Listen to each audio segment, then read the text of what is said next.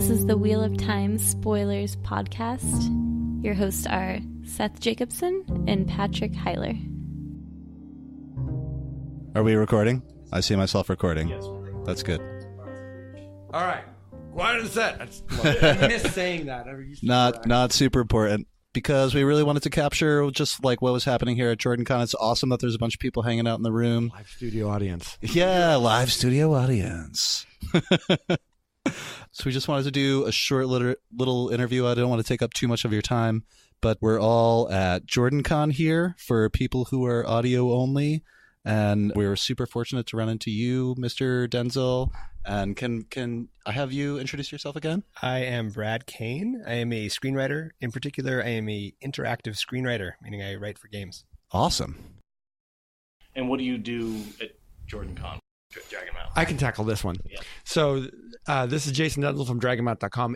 Second time being on your guys' show, and I'm so glad that I'm here again. We're stoked to have you, man. Yeah. Seriously. We love what you did on the first cast. That was like 2 hours of bliss. When we got to interview the last time, it was just fantastic. We really appreciate it. Great. I'm looking forward to a 3-hour interview right now. This is going to be fantastic. Let's do it. So Brad here, who has some fantastic credentials in the media and writing business, but funny story is that Brad and I met in line. Did we figure out what year this was? We recently did this. It was like 16 years ago. Yeah, 2000. So 16 years ago, we met in line at a Robert Jordan book signing in Half Moon Bay, California. And I don't know what it was, but we're like the biggest geeks in line, and we just started talking, and we haven't really stopped talking about the Wheel of Time 16 or 17 years later. We've maintained that friendship. Yeah, and kind of a big part of that was about 10 years ago now, there was a phase in the Red Eagle Universal Pictures part of the franchise history when they were kind of working to try to get a green light from the studio, and they needed creative support to kind of push the thing from, an IP that they'd bought and kind of invested into something that they thought might be able to become a set of movies. And Jason and I ended up doing a lot of work with the studio and with some of the production companies involved to kind of try to push that thing forward and I guess prove that the Wheel of Time could be a major media franchise, even though that process didn't lead to the movies per se. I think it was kind of a big part of the cinematic history of the franchise, as it were. Yeah, definitely. I think we ended up doing a couple different things. It was on one part, as you said, it was trying to validate the idea that we could actually that the series could be converted, because back then it was said like, you can't do that. It's too big. The series is too big to convert. It just can't be done. And we were kind of on the forefront of saying, well, actually, yeah, we think it can be done. And here are some specific ideas on maybe how to do it. Now that question is being asked a lot less these days because they're looking at TV where, there's suddenly a lot more time. I was going to say, how has Game of Thrones affected that question?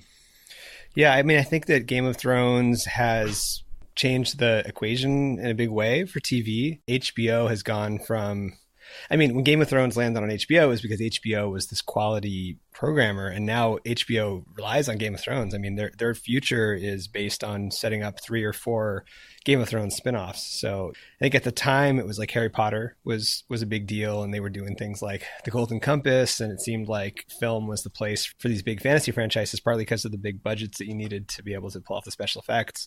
Now we've seen that you can do that on TV. Game of Thrones has really been the proof of that, and I think that everyone realizes, and Marvel's been a part of that too, that you're actually going to have a lot more power to tell a big story and kind of go into all the subplots and the pieces of the narrative that you need to explore to kind of do it well through TV. Let's put some more precise dates on this. Was like 2009, 2009, and I know that because I was about to leave the country for a year, which is something that my wife and I do every 7 or 8 years. And I was on the way out the door to India when you called me and said, hey, I think Red Eagle wants us to work on this thing. And I was like, oh shit, I'm going to literally be in an ashram with my head shaved for the next year. How do we do this? Turn around. Yeah, come back. Did he turn around to come back? Well, it's funny, actually. We did a lot of this work remotely. I was living in Bali for a good chunk of 2010, and we would get on the phone, me and Jason and Larry Mondragon, who's one of the 2 principals at Red Eagle, and we would have our creative calls kind of in this multi-time zone thing. Quick question. Is that his real name? I think it's an amazing coincidence if it is. Really? It is most definitely his real actual name. Yeah. That's crazy. Uh-huh. Yeah, we did a quick watching session of The Winter Dragon before we came to the party and commented on it. And I can imagine you. Everyone's chuckling. But it was so good. You can understand. So I was hoping to get your opinion on The Winter Dragon. Yeah, look, from my perspective, The Winter Dragon is exactly what it was intended to be, which was something just barely passable enough to keep the rights. I don't think anyone involved with it thought they were trying to make something good. And if anyone did think that, I would encourage them to get in touch so we can have a conversation. Well, it's out there. That leads me right into my second question. We're at a convention and it's nighttime. And I just wanted to ask you guys, what are you drinking? At the moment, we are drinking a cheap beer that we ran to the liquor store for an hour ago and picked up in bulk for the DragonMount.com 20th birthday party that we were just throwing, and ran into you at and said, like, oh, hey, you guys are recording. Yeah, let's go do it. My voice is totally gone from talking all Excellent week. answer. Yeah, you were yelling over a crowd for a bit there. We had a Wheel of Time spelling bee, and that is, especially after the drinks have been flowing a little bit, it went exactly as I had hoped. By the way, I'll throw it right out there. I spelled Murdrol wrong. So That was the word that, like, oddly enough, that was the word that surprisingly stumped the most people. Like, we thought it was going to be Avendesel del Dora or whatever, and but that one kind of, Avendesora, and we thought that one would stump people, but it was Myrdril, actually. Maybe that's just a testament to the fact that we had cheap beer from the liquor store flowing everywhere. I was And amazed cake. how few words we got right as a group.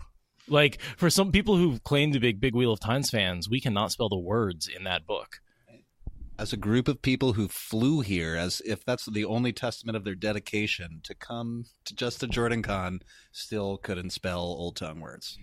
Well, some of it might have had to do with the fact that, there's a spotlight and there's 50 people looking at you and cheering you on and going, That's come true. on. Yeah. And then also, some people listen to it on audiobooks. Maybe that's their excuse. I don't know. That's my excuse.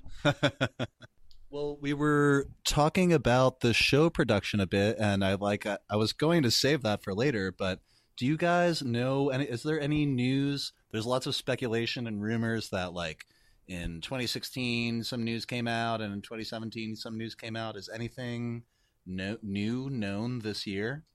Everybody wants to know, I gotta ask. Yeah, the latest I've seen is that, gosh, what's officially out there? We know that Rafe is show running the show. It's been out there for a while. Yeah. Rafe Judkins, for those who may not have heard the name before. Yeah, we say it like we're on first name basis with him. I'm happy to get the I don't even know if it's pronunciation, pronounced actually, 'cause Rafe. I've heard Rafe. I've heard Rafe. Rafe/Rafe. If you're listening, so sorry, man. Like we can't spell Myrdril, Rafe, and we can't pronounce your name. If So. you're listening to this right now, come on the show, dude. Clear this up. Yeah, it sounds like there has been development work. Certainly some writing has taken place. We mostly asked because there was an announcement last year.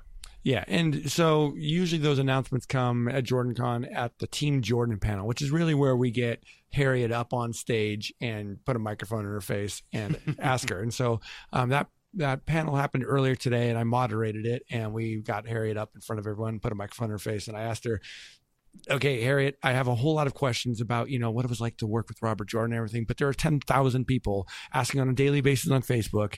Could you please answer with more than just one word, kindly, what is the status of the Wheel of Time TV show? And so there isn't a lot that is public or that anyone really knows from our side. It feels a little bit like the calm before the storm. She alluded to the fact that, she has, she said she had seen a script, right? Or, She did say that. So she's seen a script, but we don't know what That's something. presumably written, by Rafe and I'll just say what's interesting about that, and this is pure speculation, but it seems very likely that this show, whatever sort of platform it streams on, is going to be the kind of show that delivers a season at a time rather than starts with a pilot and then goes from pilot to a show order. So if there's a script, it makes you wonder, is there a season script? Have they had enough time to develop 10 episodes? Are they starting with a pilot? So these are just questions, but it's interesting to kind of put those two together. Well, and from Rafe's Instagram, we've seen him working pretty heavily on The Great Hunt in terms of the book is pretty worn. So I know, just speculation, we're kind of hoping that the first season is built of book 1 and 2. I think it's an interesting point, and something that we dealt with a lot when we were working with Universal was there was a desire from the studio at that time to kind of not think about the first movie and the first book as being equal, but to look at kind of the first chunk of narrative and think how to take some of the excitement, especially the second book, where I think a lot of people agree that the series starts to come into its own a little bit more, and not make the audience wait, but how to mix it up a bit and tell the story in a way that maybe is not completely linear to the book order, but totally, and tell the story in less than 13,000 pages or whatever it is. Well, there's that. Yeah. And that's something that I think we don't envy Rafe Jenkins and Judkins in trying to put together. I think that's a hard task. No matter what you do, people are going to be upset. Basically, you're going to have to cut scenes if you skip anything, and you have to skip something if you're gonna have any kind of mass appeal. I always assumed. You got to skip things. There's going to be, compression, restructuring. And something else that was interesting, I was just down talking to Alan a little while ago about this, is, and think about this as fans of the books. We've got a room full of fans here. Would you want a show whose progression and whose beats you know ahead of time? Or do you want to be surprised?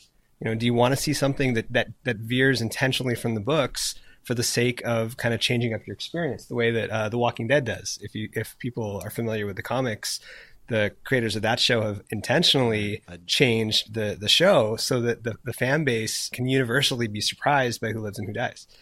I feel you, and I get the reference, and I really like the way that you're putting that, because honestly, now that the Wheel of Time series is done, and I had already kind of like surrendered, like I'm never going to get any more content. It's never going to happen. And to see that there might be a show, even to just get a new exploration of the same universe would be really fun. And I would really enjoy it. I think probably everyone here at Jordan, we're all going to watch it. Let's face it. Even if it's terrible, we're going to watch it.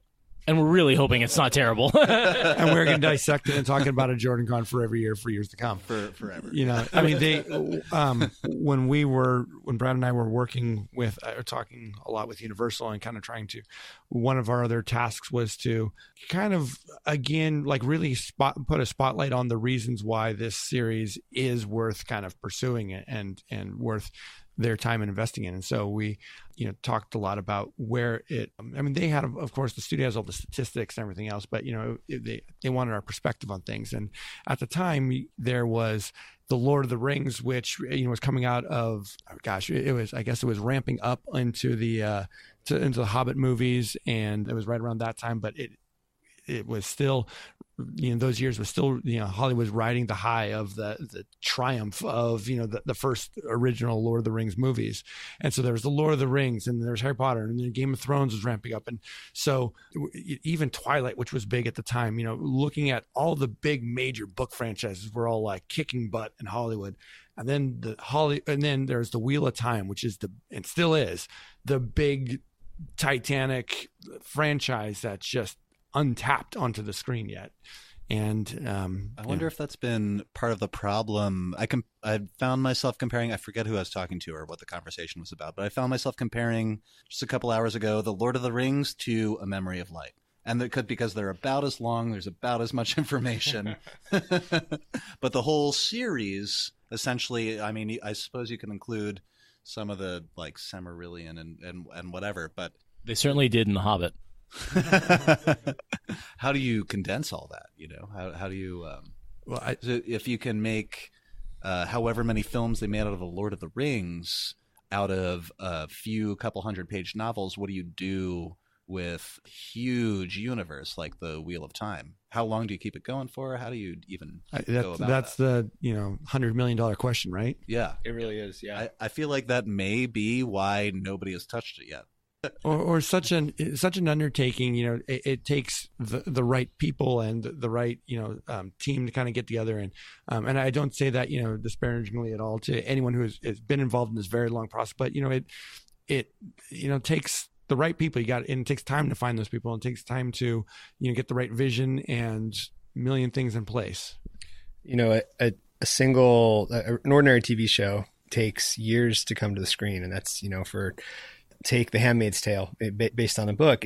It's not, shorter book, shorter gestation period. It still can be 5-7 years to get this thing to the screen. So you look at The Wheel of Time, and this is something that's going to take years to start the project, kind of, the production and get it out there. But then there's kind of an implicit, maybe 10 years or more, process of actually writing it and producing it. So this is a multi-decade endeavor for whatever creative team ultimately, carries it all the way. And I think it's, and it's also a huge financial investment for whatever studio does it, because there's no cheap Wheel of Time. So I'm not surprised that there's been so many false starts. What do you think the earliest possible time that we're going to see it on the screen is? Hard to say. Yeah, I'm shrugging. Yeah, just a shrug. Okay, fair enough. That's totally what I expected. That's a fair answer. I mean, Brad and I, since we have been involved or just around any of this stuff happening, I mean, it's for 10 years we've heard that it's going to happen in the next year. So, we'll see. I mean, Hollywood does have kind of the machine to put something together fast. If we were tomorrow to wake up to the news that, whatever, just for example, Hulu had made a deal with Sony and Radar, and that this thing was happening and they were going into production in June, you could get a show on the air in 2019, but that's the earliest possible. It could be much later. That was the answer I was looking for. I want to talk a little bit more about JordanCon. The speculation on the TV show is wonderful, and I can do it all day. But the experience really has been coming to this hotel, and for me, it's a first-time thing. And I know you guys are on your 10-year anniversary, which is fantastic. And I just want to ask a few questions about, what do you really enjoy doing at JordanCon? What about JordanCon makes you happy, and what do you enjoy? What's your favorite event? That's usually that. I don't want to say there's one single event. I mean, it is hands down the heart of JordanCon is coming here and meeting fans and meeting people and, meeting you guys face to face and meeting the people in this room, studio audience, and just getting a chance to see all the costumes and meet all the writers and, go and help, new and up and coming aspiring writers as part of the writing track, and just being involved in the mix and doing late night room parties and late night hotel room recordings. I promised you that it would take 5 minutes. You've been recording for 20. Thank you. I'm going to let you get back to drinking. Thanks for having us. That's really... Nope. We're happy to let's do this again sometime. I'd love to, do another recording session with you. 20 minutes flies by pretty quickly. It really does. Taishar JordanCon. Taishar JordanCon. 2:00 at JordanCon, and it's still going. Wow, people are partying in there? Typical of JordanCon. This is our first year, so we didn't really know what to expect. Yeah, that's what I was mentioning, that you guys sort of took a leap of faith coming here. Fans of the books, but you don't know anybody. I mean, it's been a ton of fun. Good. Yeah. Good. It's interesting. I mean, the first one we didn't know what to expect.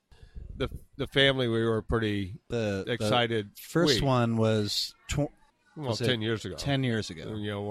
It was 2008. Was shortly after Jim died, or Robert Jordan, when Jim died on September 16th, 2007.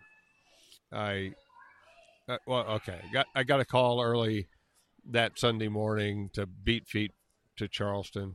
And you guys were very close. Well, yeah, brother, cousin. Okay. But and I got to him. I made record time getting from Charlotte to Charleston, and when I got in the room, he was pretty much already. It wasn't a good scene. Okay, and sure, but I got on him. Well, we're brothers, and I got on him right then, and I said, "You missed my freaking birthday."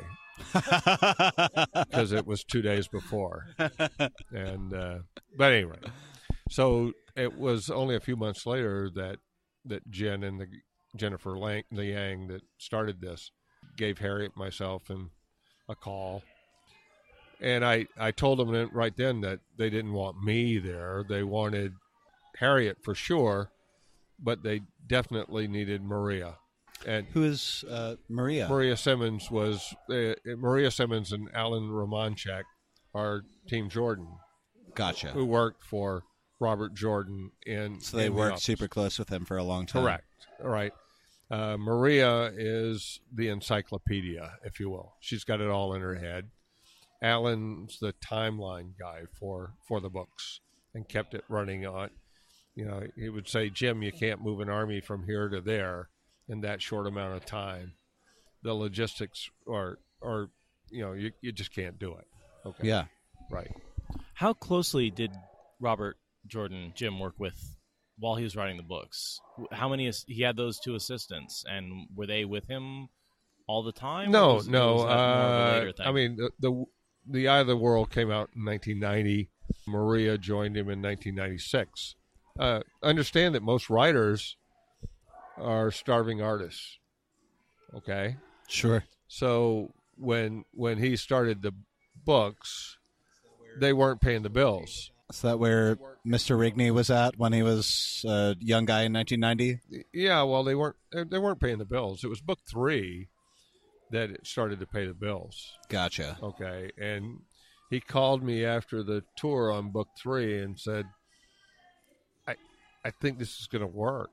I think we're going to be able to make a go of this. That's very exciting. I mean, Yeah, it was. Then a few books later, he called me and he said, you know, that Tor just paid me in advance, and I won't say the number, but it was a pot. Not necessary. It was a potload of money, right? And we were raised as poor kids, and so when he said what the number was, he said, "Do you believe this?" I said, "Bubba, that'll buy a lot of fish bait. Let's go.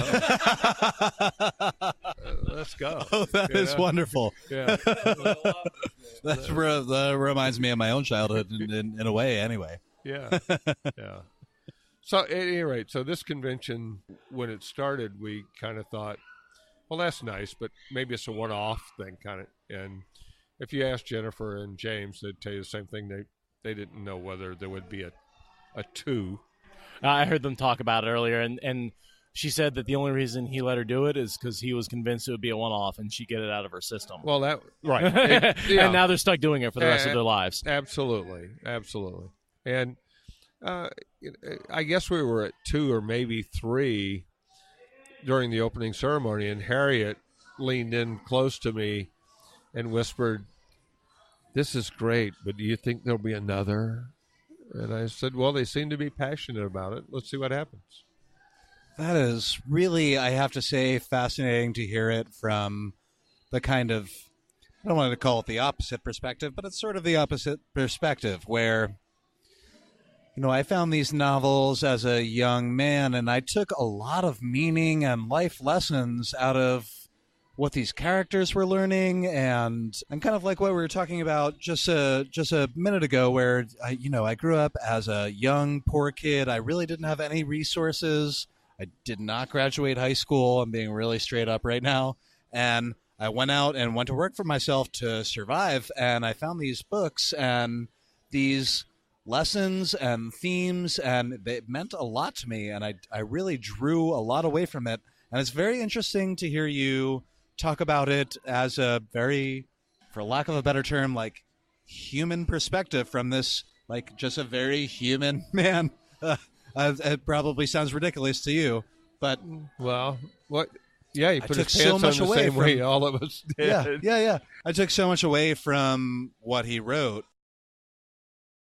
Well, Jim was a voracious reader.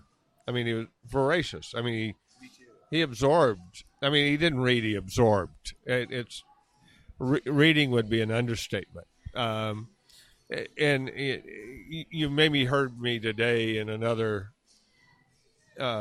session say that while he was at the height of his writing, he was still reading a book a day. A book a day. A book a day. Okay. I mean, he was that fast. And his comprehension was beyond belief. So, that is far beyond my ability. And it takes me a week. On top of it, there was a friend of his, military friend of his, Mike Ford, who he used as a resource to read. And he Mike was even faster. Forgive me, he served than in, what was it, Army? Right. Army, just curious. Vietnam. He was an 11 Bravo Vietnam. ground pounder infantryman. Gotcha. But when he got to Vietnam, they realized he had a brain, so they made him the company clerk, and he hated it. And much like Radar O'Reilly in MASH, he figured out there was this new MOS, military occupational specialty, that was being developed for door gunner on the Hueys. And he wrote up an application for it, stuffed it in the stack of papers for the company commander to sign, and before he knew what he had done, he had already transferred Jim out of the unit. Every picture you see of Jim, he had glasses on. His vision sucked. I mean, it really sucked. Yeah. And He's one, got those bottle Coke glasses There that are you so go. obvious in the pictures. but one of the requirements of a door gunner in a Huey was being able to see, and they had a vision test, and he took, so he shows up, and they're giving him the physical for the test, and the corpsman pointed out and realizing what he had with him, that the guy couldn't see much, pointed out the chart and said, "I've got to leave the room, and you don't memorize this thing while I'm gone." Which he did. That's Which- for real. Yes, which he did. Yeah. So that's how he ended up as a door gunner. At any rate, so his Vietnam played into his books, though, because, How's that? well, because he had been there. I don't think you can read Dumas Wells without picturing a gunner Right. as opposed to an Ashaman. Right. Like the explosion that makes Dumas Wells so intense. Sure, but I wonder what your perspective is. How did that play in? How did that affect his perspective? And Well, in the 2 weeks before he died, he started telling me the end of the books. Okay. And things that he had not put in the notes at this point, and he was buttoning it up, if you will. And so I purchased a tape recorder, and we started putting it on it. And to give you an idea, when he got into the point of some combat, he started for a moment to discuss how things were set up, the set piece, how Okay. it began. But then he said, but once it starts, it's a free-for-all. I don't know where it'll go, because when you get into that furball of a fight, things just happen. sure. So his writing would follow that same line. And I didn't have that experience. So people, unless you've had that experience, you can't write about it. No, of course. You know, he'd been in the middle of it. And this was only not too terribly long after he had served. Like, Oh, no. He served in the late 60s into early 70s. Okay, so the books were much, much later. But it's still imprinted on him. Okay. sure. The two names that he had, one he was kind of proud of, one nicknames. One was Ganesh, which is the Hindu god of good luck and good fortune. Yeah. And the guys in his unit referred to him as that because the ships that he were on, the Hueys he was on, always came back at the end of the day. He was never shot down. Shot up, but never shot down. The other one he didn't like as much. They called him Iceman. I have heard that one before. Well, he gained that nickname. They were coming back at the end of a day, and they caught the VC crossing a river, and he almost melted the gun tube on an M60, laying fire down as the Huey circled, and they counted several hundred bodies in the river. That's my understanding. That was not common at the time, but these guns could overheat, and you had to Well, they would change out pour, the barrels pour really water on quickly. them. Yeah. No, they wouldn't pour water, but the gunners had asbestos mittens. The M60 Christ. weighed, not that I know, but the M60 weighed 23 pounds before you loaded So it. unbolt this thing, and you Yeah. change the Well, tubes. with a essentially. quick disconnect, you pull the tube and you put another one in, and right back you go. Rate of fire was 600 rounds per minute. and they were circling, and he was laying, and it was just the job, and he didn't have any emotion about it. So they labeled him as the Iceman. And that's very interesting. But it did affect him, but not outwardly that they could see. So Seth and I have talked about this quite a bit on the podcast before, where Robert Jordan had quite a bit of aura experience, and the characters in his series had quite a bit of aura experience, and we wonder quite a bit about, of course, he and I are, PTSD and the general way that might affect a man and how he acts afterwards. So we have like characters like Lan and Ingtar and these like tough guys that are easy to look up to, but once you get into their heads a bit, you can kind of see the complexity and the I want to say Egwene also. You know, he puts it just in his male characters with his female characters. That the trauma that you're talking about is something that may not have been affecting him, obviously, from the externally, but I think that it is built into all of his characters. absolutely. I think it really understood what was happening there, and I think that's part of what makes the story so compelling. This man really understood his characters, the characters that he built. And to the credit of Brandon, who finished the work for us, it wasn't something that he had experienced. Sure, and that's what and you can see it a little bit in the writing and things that we didn't catch. How do you get 5 trebuchets through a very small passage? I couldn't tell you. And when I read it later, I went, "Oh, we let something." This was some of Brandon's writing, and I went, "Oh, geez, we let something get through." We didn't. I haven't heard anyone in the fan community say anything about the trebuchets. Now you'll go back and look. I'm not even sure which trebuchets you're referring to. Is it Last Battle stuff? Okay. Yeah. I think I remember. All right. I'm gonna see now. Now you've given me a detail. And I need to by dig the out. way, you never give up the high ground, and he did. Matt does give up the high ground. Oh, it's supposed to be a trick, right? And all I did was hit my forehead on the desk when I read it. I was like, no. And Jim would have never given up the high ground. That's interesting perspective. But different ways of looking at things. Okay. But hey, we got into all this war experience stuff and a lot of interesting things in your guys' later years. I don't know if you served as well, but I did. Where did you serve? From 1974 through 1979, non-combat. Gotcha. Okay. So I was in the Army. He was a soldier. Oh, well. And my youngest is 31 now, and he served 2 tours, Afghanistan and Iraq. I come from That's tough stuff. 4 generations of us served, not lifers, but 4 generations of us served. My grandfather in the trenches, and Jim's grandfather also, obviously, in the trenches in Europe. My father and his father in World War II and became buddies. And my father introduced his buddy to his sister, who's my Aunt Eva, who's Jim's mother. So that's how you ended up being related. Yes. Oh, that's funny. And then I served peacetime. Yeah. And then my son served wartime again.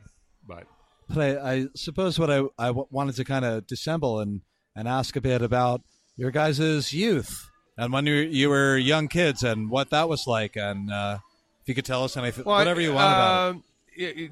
Jim was a few years older than me, and I don't know if you remember, but the difference between a 10-year-old and a 14-year-old, you look up to the guy. Sure. He's older. He's more knowledgeable, and he was all. My man body came out in my 20s. His came out when he was about 12. He was a big dude, and played interior line in high school football. Played interior line at Clemson for a year. Played defensive nose tackle for Frank Howard, and the longest gain across the center of the line when he was playing nose tackle was 1 yard. The longest gain across the center of the line. Wow. But as brilliant as he was, football was a big distraction, and he was flunking. So he got drafted. Oh, he didn't do terribly well in school. No. I didn't know that. No, he didn't do terribly well in school. And he got himself drafted because he didn't pay attention. I see. And so after Vietnam and after serving, he went to the Citadel, which is the military college of South Carolina. It's a fairly well-known... But as a day student. And even though there's an age difference between the two of us, we graduated in the same year, 1974. So, Oh, I'm nodding. but there he excelled as a student because he's brilliant to begin with, and he no distractions. He applied himself. But his undergraduate degree was in physics. Yeah. But did he always make his living as a writer? No. Oh, no. In fact, most writers don't make a living as a writer. Well, I suppose that's true. He upon graduation, he took a job for the government working at Naval Shipyard and was injured there. Not in Vietnam, but had a fall. In the shipyard. Took required some rehab and was now rehabbing at his parents' place and was reading, as he always did, volumes A every day. monstrous amount, it sounds like. And there was a moment where he was reading something that was really horrid, and he literally threw it across the room and said, "I can do better than this," and picked up a notepad and started writing something That's very interesting. which is still unpublished to this day. It's on legal pads, and there's a novel by Robert Jordan that's never been published. I've been very interested in podcasts since they came out, since they started happening. And I always thought, and when my good friend Seth suggested it to me, I thought, we could do better than a lot of people. I thought we could improve on it, and I suppose we have. We're pretty popular in the fan community, and I'm just relating to your story where Jim, so used to referring to him as Robert Jordan. I know that was a pen name. Right. Where Jim thought he could do better, and he just gave it a shot. Oh, he did. He did. And he actually picked up do better than many. Well, in a bookstore, Harriet had actually started her own little publishing company. She had moved back to the Charleston area. Yeah. Now a single mom, divorced, and was looking for writers, and left her card in a bookstore that he happened to frequent. And long story short, he sort of interviewed with Harriet to write some stuff. And oh, wow. It took a little while, but and I could go into all the particulars, but a year later, basically, he started writing full time as a starving artist and living on the property in the carriage house. Pretty much out of his car. Wow. Yeah. Well, I mean, I understand. I've been there at points in my own life, but it's just someone you look up to. It's funny to think of them as someone who's been in your same shoes. Everybody's got to start someplace. Yeah, apparently. Book 3 or 4 or 5, somewhere in there, he confided in me one day because everybody always thought, he's always been a writer and always doing good. And he says to me, "You're the only one that remembers that this isn't the way it's always been." I suppose that's a very good point. He came back from, it was book 3, I think, and he calls me, and he had finished the tour, and he says, I think this is going to work. I think we're going to be able to make a living at this, And I went, great. And after book 4, the call went something like, they're starting to treat me like royalty. I went, well, they like your work, Bubba. And he said, and I'm starting to like it, the being treated like royalty. And I said, I know where you were raised. And he said, and it's your job in life to make sure that I never forget it. Good. Well, I think that's good for everybody. Yeah. Because I think even as much as I would like to relate to him, I took so much out of his writing that it's easy to put him up. It's easy to forget that he was a man, like all of the rest of us. Well, he used to say, tongue-in-cheek, that he was a very humble guy, that there were statues raised in honor of his humility. That seems ironic. Yes. Is that ironic? Yeah, a little. He loved the fact that people loved his work, but he loved his work, and he would have done it even if. Can I ask? I've wondered quite a bit how much planning he put into, because things seem to fit so well together over thousands and thousands of pages of books. Years of planning before he began. He thought and whittled around in his mind the Wheel of Time for 10 years before he put one word on paper. It's amazing, especially to me as a young guy who's, I'm 30 years old. I'm not too terribly young, but, I'm a fairly young guy, and it's difficult for me to recall a time when I couldn't put things all down on a computer, but Jim was writing all this stuff at a time when he had to put it all on paper. He must have had to take an incredible amount of notes to put all these things together. Tons of notes. To a lot fill of these a pieces. lot of writes and rewrites, thousands of pages. Oh, you have no idea. No, I don't.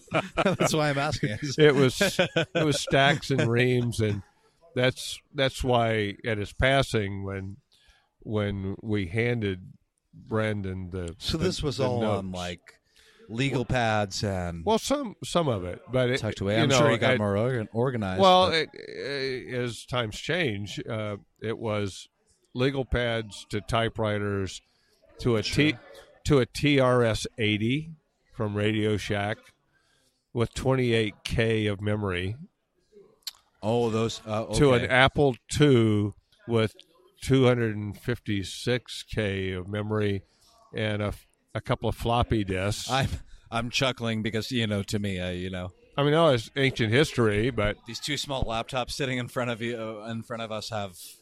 My cell phone has much more than that. Sure, right? Sure. Yeah, right. But Alan, who is a part of Team Jordan, built at least 3 different computers for him during his time with the team. So it just kept morphing.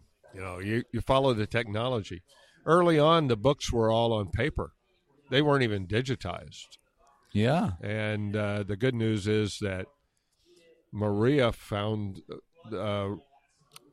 pirated copies where people had scanned them and put them online. Scanned the paper. And that's work in itself. Right. Scanning at 700 pages. They had scanned it. Sure.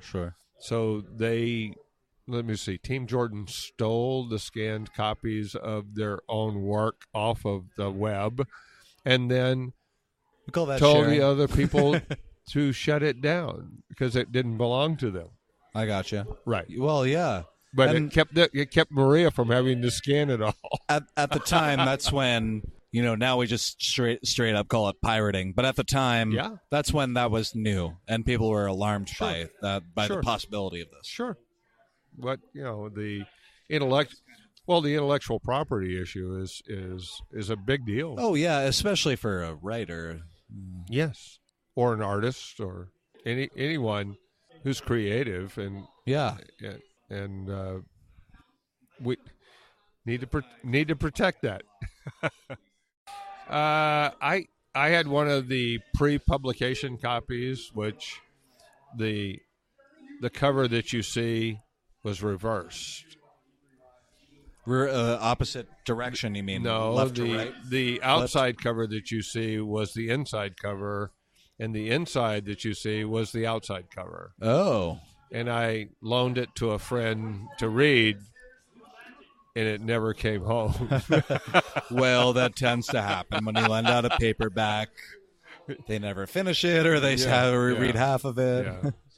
Gladly, though, we still have several of those. Well, hey, I don't want to take up too much of your time. We've been Sure. been chatting for a long time, but just look at what I have written here.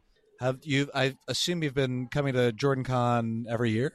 Were you here the first year? Yes, I was here for JordanCon 1 and maybe up to 4 or 5. Yeah. I missed a few years in the middle, sort of like the books drug a little bit in the middle. Or so I've heard from the fans. They did. Well, there was a reason, and I've been to the last several. It's really turned into a large family reunion, if you will. In this case, 800 of your closest friends, some of whom you've never met in your life. It's a funny thing. Seth and I started doing this podcast because we were really big fans of the series, and we had both read them several times. And we started long story short, we met in Portland. We became pretty close friends, and we started renting these old. I don't feel like this works. It works this way in a lot of other cities, but at least in Portland and some smaller cities, we would rent these big old Victorian houses together, and we could have all this space and rent this big property and not pay too terribly much, and maybe rent a few of the extra rooms to other people. But we got to be able to chat for long periods of time, and we found our similar interests, and we just saw that there's the more times you go through the series, the more things you can find, the more foreshadowings, the more hidden meanings, the more I feel like the whole thing is just packed. And to address that for a second, Jim wrote what he needed to write to tell the story. And sometimes it was an infinite detail, and other times it was a large brushstroke. And I've heard people ask him, when you did this, did this mean that or that or that? And he would say, yeah, that sounds about right. something like that. Because it was, that infinite detail wasn't relevant to the storyline for him. No, that's so interesting. he didn't flesh it out completely. Yeah.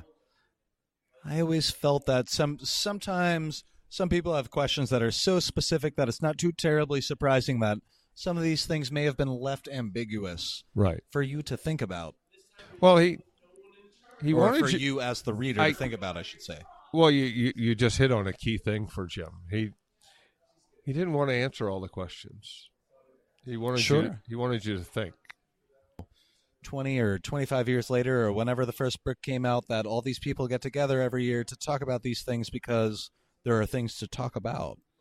Well, and he always told me, he said, when it wasn't all spelled out for them. When it ends, I won't tie up all of the lines. There are things that I will finish for people so they'll know how it ends. But there will be many things that will be left untied for them to think on their own. I like it. And life is like that. Sure. Who knows why something There is no end to the wheel. Yeah. There are no beginnings or endings. Exactly. To the turning of the wheel of time. Yeah. This has been fun. Yeah. I felt like that was very good. I feel like this is a good spot to cut it off. Yeah. Is there anything you would like to add? A big thank you to all of you fans who read his work and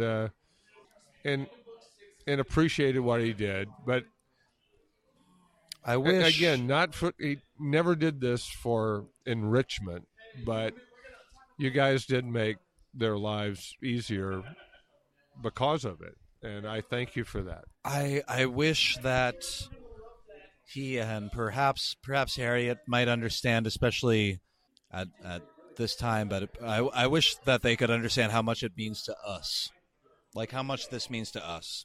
How much, not just the stories, the themes, how much I learned from that, but how much this community means to all of us. In parting, then, I'll share one thing that a very poignant moment during this JordanCon at the end of one of the sessions where Team Jordan and I, the family, if you will, were talking with a small group about the kind of things that Jim is a person. And afterwards, a young lady came to me and said, this series saved my life. And I said, what do you mean? And she was a teenager very close to committing suicide, and had literally, she said, I was in the kitchen, I picked up the knife, I was going to my bedroom to finish this. And the thing that stopped me was I was a fan of this, and I thought, I'll never know how it ends. I'm laughing. It's not funny. I know. It's also it's So it stopped her. I went, wow. Jim saved a life. He didn't even know it. may have been more than that, Probably a few. and at the very least, enrichment. Yeah. And that's what I appreciate so much.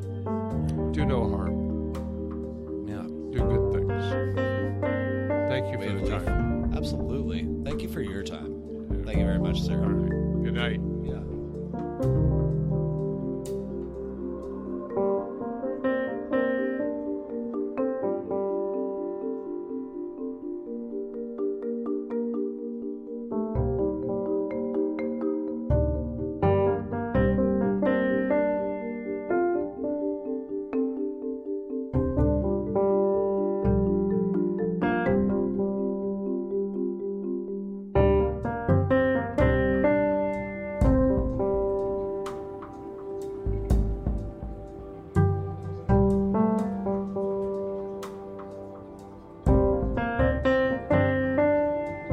So we're all nursing hangovers and a lack of sleep, basically. And that's why the room is pretty dark. I don't think anyone was even thinking about turning the lights on. This is great. This is perfect. We just got one lamp in the corner. So, I've seen people are starting to basically file out. Yeah, but that's kind of why I wanted to get the room on Sunday midday. This way we can kind of reflect and have something to talk about. Because if we had gotten this the first day, it would have been like, so we're here. That's it.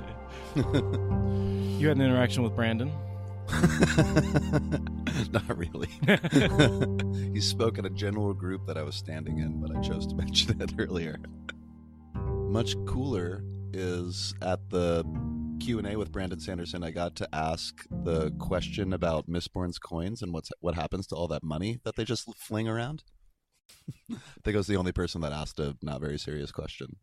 He liked it, though. Yeah. I mean, he went pretty deep into the economy of the ska. He talked for a while. He did. He talked for a while. He was like, he'd thought about it. Apparently, he said someone had asked him the same question in his writing group, like really early on. Yeah. Back when he was first writing Mistborn. And so he had thought about the answer. He definitely thought about it. But he seemed to enjoy answering that question. He said it would be cheaper to use the clips than to buy pieces of metal. Some ska has a lucky day, but the monetary value isn't worth it to someone to organize a group to track down all the various Mistborn and follow them for the coins. It's a two-parter. It's like, what happens to all the coins that Mistborn throw away, and could ska conceivably make a living by following around Mistings? What was your favorite panel? Probably the Brandon Sanderson Q&A was my favorite. I will say, my biggest problem with the Brandon Sanderson Q&A is that it happened at the same time as the Team Jordan Q&A, and I really wanted to go to both. That's understandable. But some of you guys went, right? Yeah. Talk a little bit about it. Yeah, so this is Jeff, just in case anyone's wondering.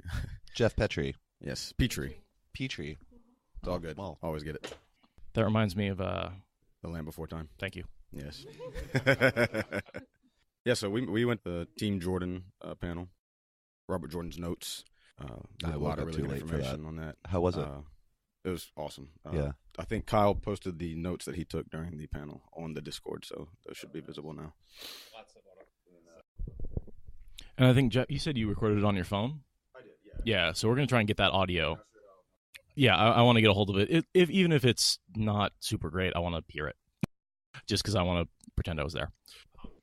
Along with that, I also attended the first thing I attended yesterday morning was I don't know how to pronounce it, Cafe Clutch. Coffee clutch or something like that. Yeah. Cafe Clutch, yeah.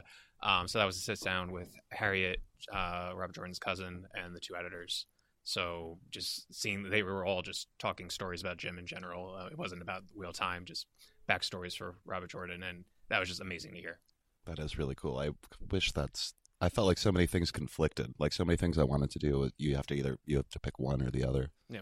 For that sit down, someone on Reddit posted a long time ago that you had to sign up way in advance.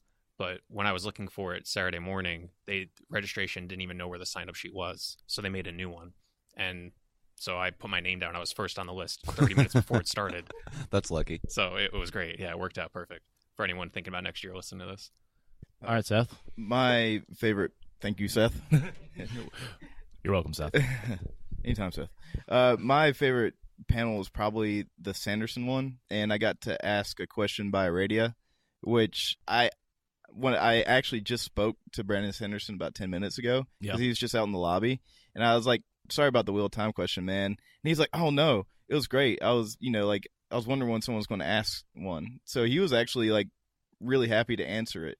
Yeah. Which, I felt kind of weird because everybody was, asking questions about the Cosmere and all that sort of stuff. But, he seemed to genuinely, or was genuinely glad to answer a Wheel of Time question. He talked for a while. He did. And, that he really didn't give an answer, but he gave insight into the writing process, which was, great for me because I love that kind of like down in the nuts and bolts of things. I mean, my favorite result from that is that he mentioned that he had a plan. He was going to write in the Sharons and that whole scene. And we know that, and that didn't get included. He was also going to write in a scene where Perrin took the Ogier and cleansed the ways. And that was a piece of information that I didn't have before. Yeah. So that was an awesome result. I'm really glad you asked that question. Oh, yeah. It ended up really good. I felt really self-conscious because there was this huge, like, audible reaction because they're like, whoa, this is a massive change in direction. Well, everyone had been hitting them with Stormlight. Yeah. And it was just like, there was Stormlight, a little bit of Mistborn. And then all of a sudden, you're like, Wheel of Time. And you could just see, it's not that he was upset, but it was just like, it was a different track than he was on, and so it sort of threw him to the different track, and he had to stop for a minute and be like, okay, wait, let me think about those books instead for a few minutes. But yeah, I mean, his answer was great, and your question was great, Aradia, and Seth did a good job of asking it. And then also in the notes panel, I got to ask about the Eglad situation, and what I found out was, I think I posted this a little bit in the Discord too, is that it was always intended for her to start out with a Galad, however you pronounce it, and then take a break with Gawain.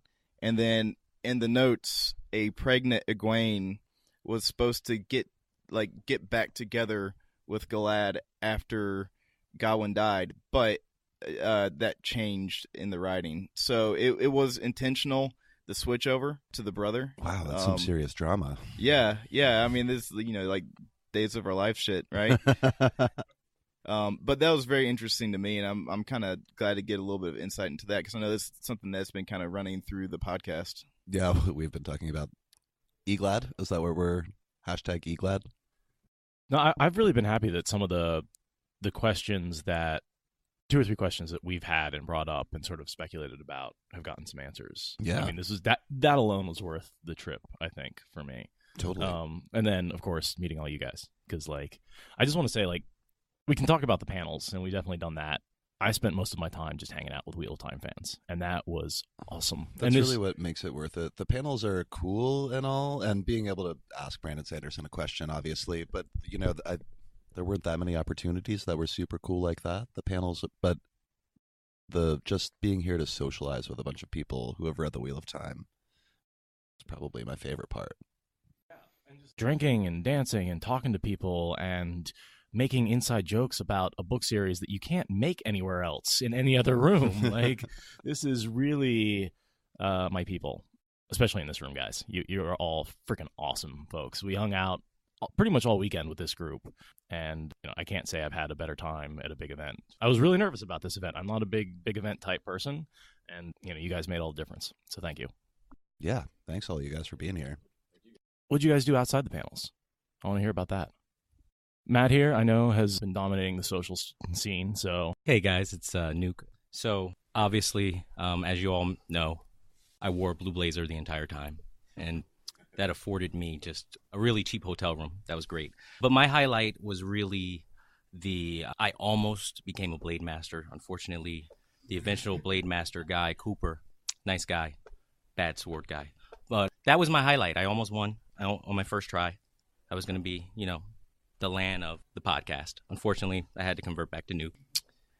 I saw you won two rounds pretty good. I watched that. It was impressive. I and got then, to the and then you got semifinal. beat out by the guy who won. I know. You can't say like, hey, I got beat by the guy who won. That's Exactly. That's pride. Mm-hmm. And then the social scene. I was floating around for a while and got to meet all these guys. Got to meet the wider Wheel of Time community. So that was really, really awesome. And I can't wait till next year. All you guys are going to be here. It's going to be a really wonderful time. So that's all I have. Yeah, I think I hope this is the start of a tradition that grows. I'd love to see you guys next year, and I'd love to have more people show up. I think that this core group is awesome, and the more people who can be here, the happier I'm going to be. I wonder how many people came to JordanCon this year. Did anyone hear? Do we have a total number? Over 1,000. Wow. Oh, well, I'm sure people are showing up for the signing. Oh, for audio only folks, we're hearing it was over 1,000. You probably can't hear that in the microphone. It's leftover fried chicken and black coffee. That's what I'm having right now. So, cough and chicken? Yeah, there's this really cool thing that I wasn't expecting. That's called Con Suite, which is basically just a room with food in it, and at any time you can kind of wander in and find snacks. They did a great job. They had these massive hot dogs last night. I or only 2 paid nights for ago. food like once all weekend, I think. Yeah, And that I was haven't paid not for food. necessary. And then fried chicken, and this morning was bagels. They've got coffee there. It's been, it's great that we got a bunch of people here, a lot of whom were drinking, and there's just free food to keep them from. I think that made a big difference for the quality of the party. Is just like anyone can get food at any time. Pizza, hot dogs, fried chicken, coffee. Yep. So don't pass up the Con Suite when you get here. Definitely find it, check it out. There's some really cool just room parties at night that I ended up in, just having a blast. Yeah, we got a bunch of interviews last night. We did. So we drunkenly interviewed Jason Denzel. Yeah. We dragged him away from a party for a little while. Totally. Him and oh god, who was with him? I forget the guy's name, but apparently they had worked together on a couple of things. He seems to be more on the TV side of things. I talked to him a little bit this morning. He's a screenwriter. Oh, that's right. Yeah, so he's I was actually talking to him. He's like, I gotta go. I'm writing something for Sony that they want right away. I don't think it's related to Wheel Time at all, but it's like a side project for him. Let's So believe that it is. yeah, this morning, he's like, I gotta, because I ran into him at the. I was like, thanks for the interview. He's like, what interview? And I was like, I was like, dude, you were really drunk last night. Everybody's heard. There's still nothing moving right now with regard to the TV show. So that post on Facebook this morning was based on a Harriet answer from yesterday in Team Jordan, which I was there for. And that was basically her confirming it's not going to be a traditional network. It's going to be a streaming platform. She did not specify Amazon. That's what the rumor is. And she said when it does get the green light, it's guaranteed for a whole season, not just one episode. And she couldn't say anything else. It wasn't clear if she knew but wasn't allowed to say legally, or if she really didn't know. When we were talking with Jason Denzel, he seemed to say, we basically tried to pin him down on what's the earliest it could possibly come out, and he seemed to say basically, if it gets the green light, it could be out by 2019, but it could not get the green light for years and years and years because there's so much work. Basically, what he was saying is Hollywood has the mechanisms to do it quickly, but until they make that decision, no one really knows when it's going to be available. Sort of, that's my summary of what he was trying to say, I think. I am hopeful that it sounds like, there were rumors before, but with you kind of confirmed it, or what Harriet said kind of confirmed it a little, that I guess it's encouraging that the Wheel of Time might go to a streaming service because they're newer. They're not a network TV. They don't have advertisers to worry about, They're creative, and networks like Amazon and Netflix and Hulu have come out with some really good, like probably the best TV that's come out in the last 5 years came from them. One of those three. Definitely. And I mean, we all know that Game of HBO, Thrones. I guess. The prototypical investment that we're all hoping for in a Wheel of Time series. HBO, we could throw that into streaming services. Sure. Yeah. No, but I do think that Amazon's our best candidate at this point, just based on the rumors and stuff like that. When we find out, we'll find out. No, that's and great. We didn't find out this weekend. I hope they feel left out. I don't think Amazon has a fantasy show, so hopefully they dump a ton of money into it to compete. They bought the Lord of the Rings for 5 seasons. Oh, really? Oh, the Lord of the Rings show. I Yeah. keep forgetting that that's a thing. I'm not looking forward to the Lord of the Rings show. I'm not a Lord of the Rings person. Yeah. I bring this up all the time. Julia is. My girlfriend Julia is. But, like, I still haven't. She read The Eye of the World, and I still haven't read Lord of the Rings. I don't know if you guys remember, but a long time ago, I told her that if she reads The Wheel of Time, I'll totally read The Lord of the Rings and Silmarillion, because it's only fair. That's only like 900 pages, guys. Well, yeah, you've got some reading to do, Patrick. Yeah, I haven't picked it up at all. I have to get on that. Because are you done with Mistborn yet? No, almost. I'm like most of the way through Hero of Ages, and hopefully I'll have enough juice on the plane to crank all the way through Secret History. Yeah, that won't take too long. And then you've got to read Broken Earth. Oh, geez, yeah. Well, there's a bunch of stuff. And then you've got to read Wax and Wane. I'm going to go straight to Wax and Wane after I finish Secret History. So in that's a good idea. couple days, I'll be doing that.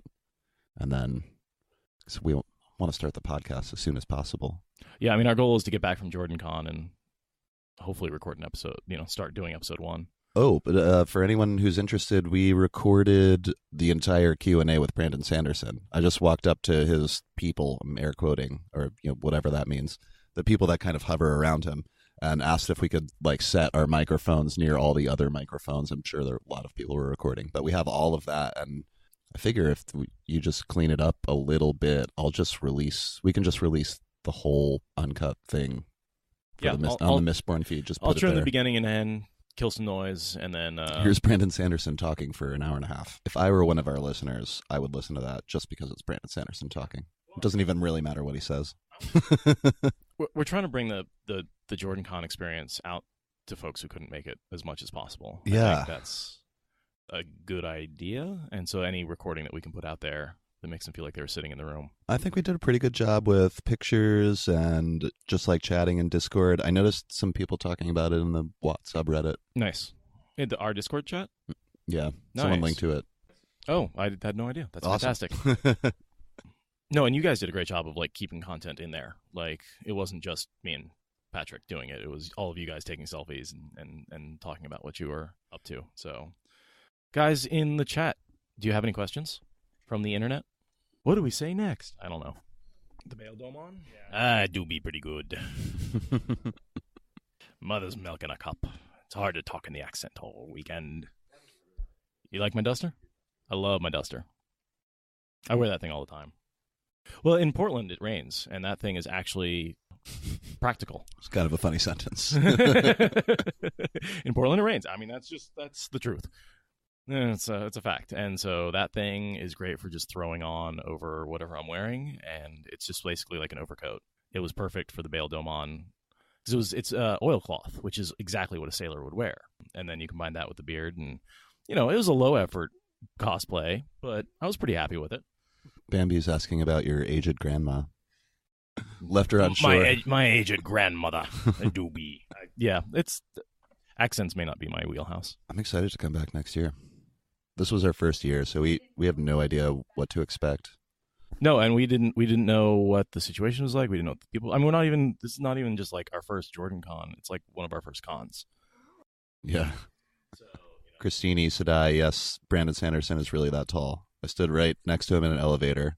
I think Seth was kind of prompting me to tell this story earlier, but it's not really a story. He's probably a head taller than me, and I'm 5'9", 5'10"-ish. So he's got to be 6'3", 6'4". I looked him straight in the nipple. And I was standing there with a cup of black coffee and a plate piled high with leftover fried chicken. And Brandon Sanderson gets on the elevator, and we kind of made eye contact, and he looked at me, and he was like, "Con Suite has fried chicken, huh?" And I was like, "Yeah." And that was it. That's what. The interaction with Brandon. I avoided him, actually, all weekend. It's hard to be in the right headspace. I feel like I definitely feel slightly intimidated. Slightly is an understatement. Even though he's the nerdiest guy ever. He's super approachable. Yeah. And I've told this story, but when I got my book signed, I panic attacked and broke out in a cold sweat, and he just calmed me down. He's like, talk to me. And he was just the nicest person in the world. That probably happens to him all the time. I'm sure. Nervous nerds approaching him? Yeah, no, never. Emerge from the basement to go to the book signing. But, I feel like there's only really two conversations I can have with him. Either I love you and I want to have your babies, or what are you doing next? And he can't tell me that. So babies it is. So I've always wondered how he squares some of his religion stuff with his writing, and he said I actually really like talking about that stuff, but no one ever asks, and I was like, well, I'm asking. I asked if he gets pushback from his community because he's a Mormon, and he's like, no, because it's a different world. He said he gets very little pushback at all, and that kind of really made me happy. Because I was, reading his stuff, he writes about God with a capital G, and that could be kind of a weird thing for religious people to deal with. I always wondered how he kind of reconciled that. I did too, but he's like, it's not the same world. It's not the same universe. So it's not his God. It's just a God. Sure. I'm always curious just how much of his religion... I mean, I understand that he doesn't get pushback on Mormonism, but clearly he has a religious background, and there's no doubt that religion is a subject that he tackles, especially in the Mistborn series, with Sazed, his religious questioning. And I just wonder how much of his own journey and spiritual questioning is reflected in that journey. Because I know he said Sazed is one of his favorite characters. He really, really loves him. I see a little bit of Brandon's own spiritual questing in that character, and where he tries to find the value of religion, not just in an individual religion, doesn't dismiss them because of their contradictions, but finds the information in them when you put them all together valuable, and the lessons they teach, and the way they preserve things. I just would add that also Dalinar. I mean, Dalinar, his unwavering not willingness, but his unwavering code that he used throughout the series is probably another thing that you definitely you can prescribe to probably his religion. Or I like that. I mean, I know he talks about Dalinar as sort of the key character in the Stormlight Archive. That really is, I think, the person who he wanted to tell Dalinar's story first. Yeah. And that's where the Stormlight Archive comes from, and then all the other characters grew up around it. But I have the feeling that, like Sazed, like Dalinar, I think, like you said, those two characters are some of his keystone characters that the series are based around. That he wanted to tell the story of harmony, and that's why he told the Mistborn series, and he wants to tell the story of Dalinar, and that's why he's going to Stormlight. Wow, is that where he started, with ruin and preservation becoming harmony, and then build it back from there? Just the way he talks, he often, he talked a lot about working backwards. Yeah. That he has a story he wants to tell, and he brings up he forms a system and sort of makes excuses for why the character does what it does. Yeah. Just like he said, basically, he has his ending in mind, and everything else is just justifies it. Absolutely. And building it backward. And he sort of talked about the difference between fantasy and sci-fi, that sci-fi is often built up from the technology, and the story is the result of that build-up, whereas fantasy is sort of the opposite, that you tell the story that you need to and sort of are able to occasionally just say magic. And then something magic happens. And magic happens. And, so things like, he talked about the fact that in Shadesmar there's air. And that doesn't really fit in with the Cosmere, but magic. Just because he wants it to be a place that people can travel without taking really careful special measures. And so he just said, yeah, there's air. Same thing with the speed bubbles in Wax and Wane, which he said basically, if you slow down time that much, all the light coming out of your speed bubble is going to redshift into deadly radiation and kill everybody around you. He's like, I just don't have a solution for that. So I just said it doesn't happen. Magic. And so he has a few things like that where he's able to just skip over. He tries to keep things close to the science, but he likes to skip over some of the details just to make the story work. And I think that's what makes fantasy different from sci-fi. But wouldn't you say that technology and magic are just two sides of the same coin?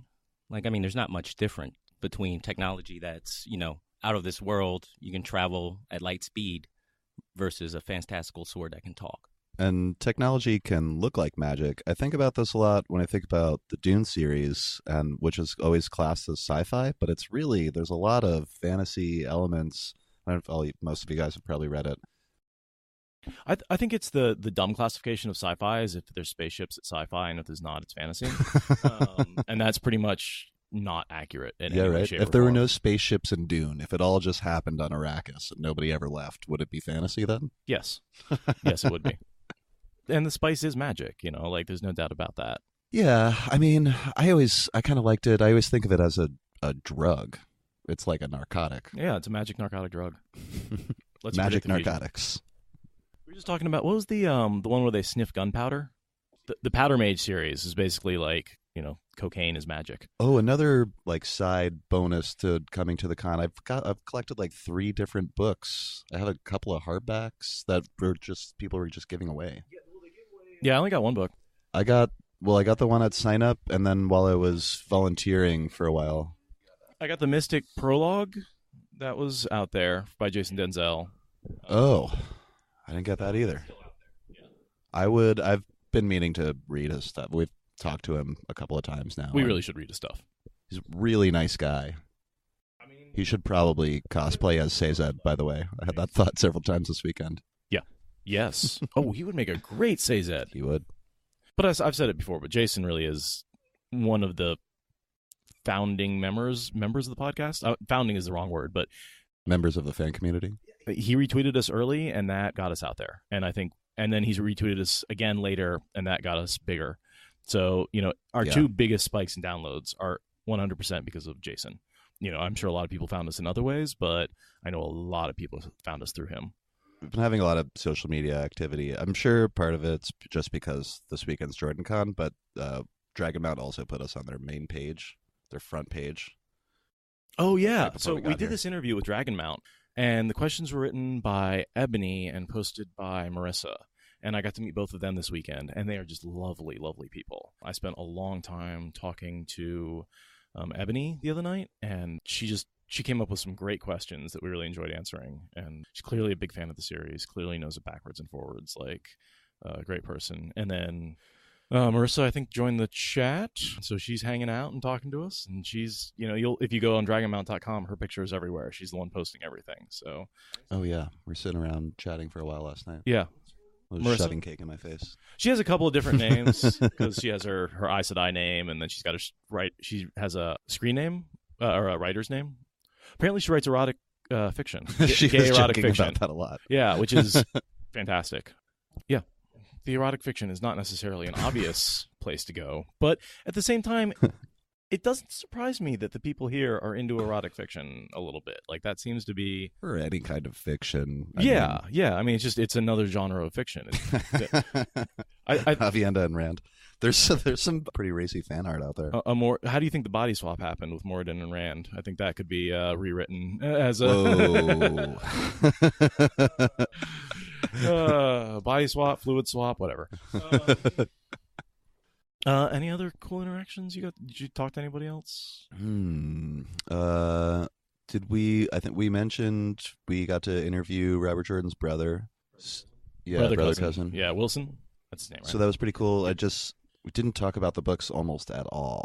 You guys talked about Robert Jordan a lot. Yeah, Jim. just his life, and he talked a lot about war experience and how that affected. We talked a lot about his war experience and how that probably affected the characters that he wrote. And just him as a person. I actually haven't heard the second half of that yet because I wandered off in the middle of it, and I haven't had a chance to listen to it. It was also 2:00 in the morning, and I was like drinking a solo cup of red wine. I only kind of remember it, so hopefully it turns out pretty well. So at this point, we have an interview that none of us know what's in it. So hopefully you guys will see that eventually. But I mean, he is the nicest man. He is clearly just delighted to be here. He loves to talk to people about Jim. And, he comes from a humble background, and he just seems to be he's very proud of what I think this con is. Yeah. I could just see that in his demeanor, that he was just very proud of what was going on, proud of his brother, proud of Harriet, proud of everything.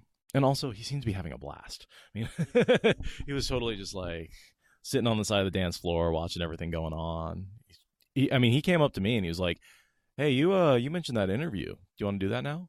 I was like, "It's 2 a.m." He's like, "Yeah." I was like, "All right, let's go." Then I had to track down Patrick, and I called him like 6 times in a panic because I couldn't find him. Oh, you did? Yeah. I think I was like right there, wasn't I? Yeah, you were like in the table behind me. It wasn't like it was just a party, and it's very hard to find people sometimes. No, you guys totally like waved at me, and I walked right by. Here's a highlight. When the con ends, we have one more night in the hotel. So tomorrow we can maybe, and we don't leave till the evening. We can just wander around Atlanta if we want, or do nothing. That would also be cool. My plan is basically to sleep in as late as possible until we have to go, Cool, and then cool. I'm going to probably eat something, and then hopefully make it to the airport. It sounds like a plan. Yeah. Sleep had to be very carefully scheduled this weekend between our red-eye flight and all the various parties and all the events I wanted to go to. I definitely missed a few because I overslept, but I think the planning was worth it because I got to go to most of what I wanted to see. Yeah. Like, there's so much going on, and a lot of it's going to be unexpected. So it's like what I did is basically I had something I wanted to do when I had nothing else to do. Gotcha. If that makes sense. Yeah. I feel like, doing podcast stuff was the real highlight, and just meeting everyone. Yeah, that's true. It was a little bit of a working vacation for us, but the work is fantastic. This isn't work. Not really. Would anyone sitting here like to say anything at all about the con, or really anything at all? I'm writing dinosaur erotica on the Discord channel right now. Discord went down a rabbit hole with that one. I'm sure Rule 34 and all. Oh, no. It's out there. So I've introduced the Discord channel to really hot T-Rex and Raptor erotica. If anybody wants to take a dive into that. Specific. That sounds dangerous. It's very dangerous. They're dinosaurs. I'm not even going to Google that, I'm afraid. Sanderson we love, but we don't like. I don't know. He feels more like a peer. Yeah, he feels like one of us, both because he's our age and just the way he talks. He is one of us. Yeah. He's a fan of the Wheel of Time and has been forever. He's one of the fans. But Harriet is sort of like the editor, the god of the Wheel of Time for me. And hearing her read that opening paragraph definitely gave me chills. If Robert Jordan is loyal, then who's Harriet? Codswain. Codswain. She's all the women, basically. At least the strong, important ones. Sorelea. She was always one of my favorites, but we don't talk about her too much. Well, we haven't gotten to her yet. That's true. We're not in the waste. I'm excited to get there. Book 4. Oh, I can't wait for book 4. As I say, as we start book 3, I do that every time. Like on book 2, I was like, I can't wait to get to book 3. On book 3, I'm like, I can't wait to get to book 4. Did you have issues with pronunciation here, like actually talking to people? There's definitely debates about how a particular word was pronounced. I think that people were not debates is the wrong term, but someone would throw something out there and like, wait, do you mean? I won't say aisle. Do you mean Aiel? Yeah. Okay. And like no one's arguing about it. It's just like we all have our own way of pronouncing it, and sometimes you need to clarify because you're not sure exactly which word they're talking about. One of my favorite things we did at one of the parties, they did a spelling bee, trying to get people to spell Murdral and Alanine and Teleron Riyadh and Alvandadora. I am amazed that in a room full of 50 people who love the Wheel of Time, Like almost nobody nobody can do could it. spell. But Nobody come could on. spell it. Who can spell Avendaladora off the top of your... Where's the apostrophe? That's the real question. Didn't go to any of the trivia events. I wanted to go to those. Did anyone make it to that? No. I went to the group trivia event, and it was hard. The easiest question was the final answer question, which was everyone doubled one group bet none of their points, but they still ended in last place. And every other group bet all their points. And the question was how many floors were there at the place in Abu Dhar? And the answer was 6. So that was the question. That At was one of the inns? Yeah, where the bowl of the wind, where the bowl of the winds was. Oh. That was the final Jeopardy question.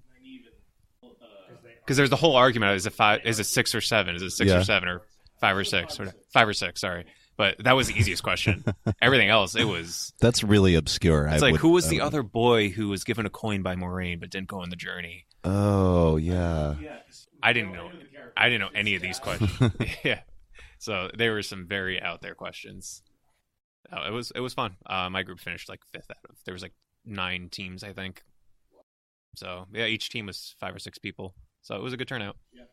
Okay. So one of the biggest unanswered questions is the pipe. What's going on there? Yeah. And when I sat down in the coffee clutch thing, the Maria, one of the editors, mentioned that they were all asking, like they all wanted to ask Jim, what's the deal behind the pipe? So I thought it was a whole, they know what the deal is, but they won't tell us, the fans. It's one of the things that we're not, like, they want to keep it a mystery, but it's, in reality, they didn't even know what it was, what's the reasoning behind the pipe, what's going on. So I thought that was, to be able to hear that in person, it was awesome. Nobody knows? Yeah, like they're like, we don't know what the deal is with the pipe. It's one of the questions we wish we asked him during his Jim's final weeks. Does Harriet know? Harriet was in the room when Maria was saying that none of us know. That's one thing that all of us wish we asked him that we didn't, and then we're all left wondering. And she was nodding along when she was saying this. Wow. Harriet was nodding along, so that leads me to believe that it's just something that no one knows, and so it's not like they're keeping it from us. Robert Jordan definitely kept his secrets, much like an Aes Sedai. I think Wilson said at one point, Robert Jordan sat him down and said, before the last book had come out, and said, "There's a village in the waste, or in the Blight, and nobody knows about it, not even Harriet." You know, Robert Jordan, he kept the secrets really well, and we're all left wondering. That's definitely true, and for a lot of it, I would agree with you on that. But there's 1 or 2 elements that I think he deliberately kept secret because he wanted to be mysterious. I mean, you can't see that guy, the recordings of him giving that little smile and laughing at people when he raffos them. Like, he loves to raffo people. He loves to leave them wondering, and like, you know, a couple of those mysteries were in there deliberately just to drive us absolutely nuts off the wall. There's tons of stuff that is unfinished and unpublished, and if you look back at the notes, he contradicts himself all the time because he was making notes. He wasn't writing the story. So some of that's mysterious just from obfuscation, but the pipe lighting, I think that's a deliberate mystery that he left for us to like wander about and debate about. The one thing that I found kind of interesting talking to Harriet was she talked about how in the original story, Robert Jordan he had one character and one boy that went on this journey, but then the character got so extensive that he actually had it into 4 boys. So if you look at the characters on the Eye of the World, there's actually 4 boys, and I was always like, who's the other boy that was in the Eye of the World? And so then when the trivia question, who is the other boy that got a coin that didn't go on the adventure, apparently it was Harriet's editing that was like 3's enough. So I found that to be kind of interesting when you look at the artwork on Wheel of Time, and in the Eye of the World there's 4 boys on the cover, and how only 3 actually went on the adventure, but she said she had to submit the artwork before the book was completed and before she had edited it. So I thought that was kind of an interesting, nerdy, fun fact. Doesn't the 4th boy kind of look like Nicolas Cage on the cover?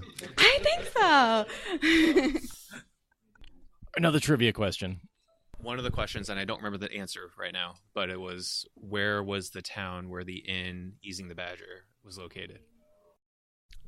I think Ilion was the answer, but I thought we had to get more specific than that. Fair enough.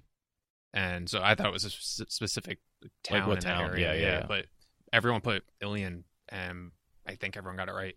Okay. So, here was the hardest question that everyone got wrong except for one group. What was the playing card that attacked Matt during the Bubble of Evil? Wasn't there a couple? So Rand was attacked by the mirrors. Perrin was attacked by the axe. It was the Amerlin Seed that stabbed him. Everyone put down the Amerlin, but that wasn't enough of an answer. So everyone got it wrong except for one group. Protector of the Flames was that's the card. The name of the card. Name of the card. Yeah. Or Watcher of the Flames. So I just looked that up.